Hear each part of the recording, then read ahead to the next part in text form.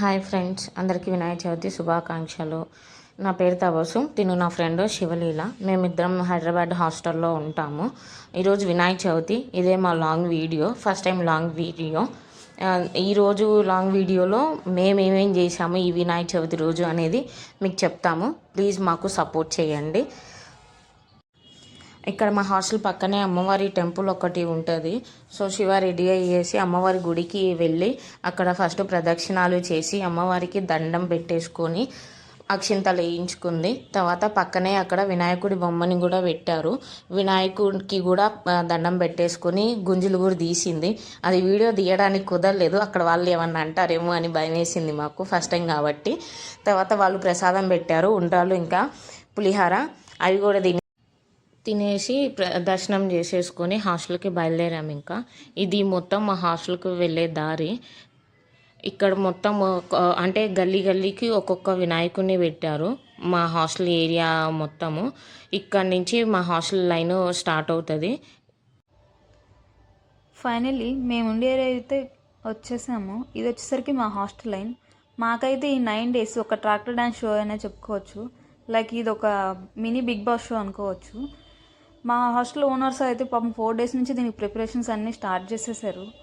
ఇది వచ్చేసరికి మా వినాయకుని బొమ్మ అండి. ఇంకా పూజారి అయితే రాలేదు, పూజ అయితే స్టార్ట్ చేయలేదు. ఇంకా ప్రస్తుతానికైతే ఇక్కడ జనాలు కూడా ఎవ్వరు లేరు. కొంతసేపు అయితే ప్రసాదం కోసం అయితే మా హాస్టల్ అమ్మాయిలందరూ కిందకు వచ్చేస్తాం. మేముండే ఏరియా మొత్తము హాస్టల్సే ఉంటాయి. సో హాస్టల్ ఓనర్స్ అందరు కలిపి సెలబ్రేట్ చేస్తారు ప్రతి సంవత్సరం ఇక్కడ. ఇంకా పూజారి రాలేదు కాబట్టి జనాలు చిన్నగా ఒక్కొక్కళ్ళు వచ్చి కూర్చుంటున్నారు. వెయిట్ చేసిన చాలాసేపటి తర్వాత పూజారి గారు వచ్చి పూజ స్టార్ట్ చేసేసారు. అయిపోయింది కూడా. ఒక్కొక్క రోజు ఒక్కొక్క హాస్టల్ ఓనర్లు పూజలో కూర్చుంటారు అన్నట్టు ఇక్కడ. సో పూజ అయిపోయింది, అందరికీ ప్రసాదాలు అక్కడ రెడీ చేస్తున్నారు. మా హాస్టల్ ఫ్రెండ్స్ అందరూ వచ్చి ఒక్కొక్కళ్ళు వెళ్ళి దండం పెట్టుకుంటున్నారు. అందరూ వచ్చి కూర్చొని చూస్తున్నారు కూడా. పూజ అయిపోయి ప్రసాదాలు ఇవ్వడం స్టార్ట్ చేశారు. అప్పుడే మా శివ దండం పెట్టుకోకుండానే వెళ్ళి ప్రసాదం తెచ్చి దాచిపెట్టుకుంటుంది. చాలామంది ఉన్నారు దండం పెట్టుకోవడానికి.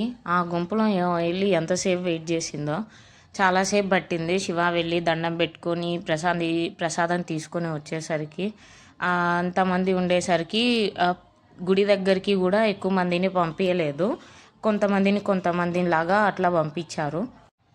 ఇక్కడ ఇంతమంది ఉండగా వీళ్ళిద్దరు మటుకు ఆ గుంపులు వెళ్ళి ప్రసాదం తెచ్చుకొని మంచి ముచ్చట్లు చెప్పుకుంటూ తింటున్నారు.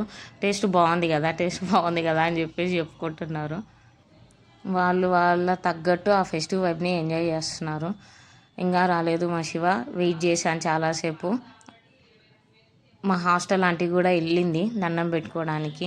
ఆమె కూడా దండం పెట్టుకొని వచ్చి ప్రసాదం దగ్గర నిలబడింది. అదిగోండి శివ మా హాస్టల్ ఆంటీ ఇద్దరు కలిసి మాట్లాడుకుంటున్నారు.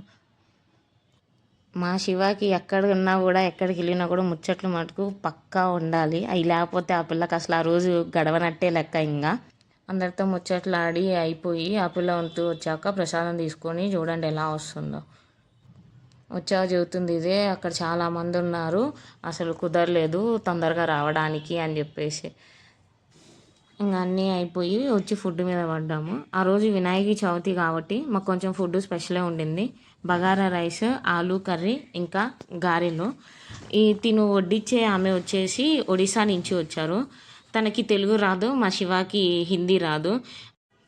అయితే గారెలు వడ్డించే దగ్గర అయితే లెక్క తప్పింది. ఆమెమో 2 అంటుంది, ఏమేమో 3 అంటుంది. ఎలాగో హిందీలో చెబుతుంటే ఆమెకు అర్థం కాక చివరికి శివానే వేళ్ళతో చూపించింది నాకు 3 కావాలని చెప్పేసి. తర్వాత ఇంకో గారె వేసింది. ఫుడ్ పెట్టేసుకొని తిందామని చెప్పేసి డైనింగ్ టేబుల్కి వస్తుంది. ఇక్కడ ఇది మా హాస్టల్, కింద మాకు డైనింగ్ టేబుల్ ఉంటుంది. మేమందరము వచ్చి కిందనే తినాలి, మాకు ఫుడ్ పైకి ఎలో చెయ్యరు చాలా వరకు. ఫుడ్ ఎలో చేస్తే మళ్ళీ మేము పైకి తీసుకెళ్ళి సగం తిని సగం డస్ట్బిన్లలో పడేయడం, దానివల్ల కాక్రోచెస్ అవన్నీ వస్తాయని చెప్పేసి మాకు ఎలో చేయరు. ఫస్ట్ టైం కాబట్టి ఏమైనా మిస్టేక్స్ ఉంటే క్షమించండి. కామెంట్స్ రూపంలో మీ సజెషన్స్ ఇవ్వండి. Thank you.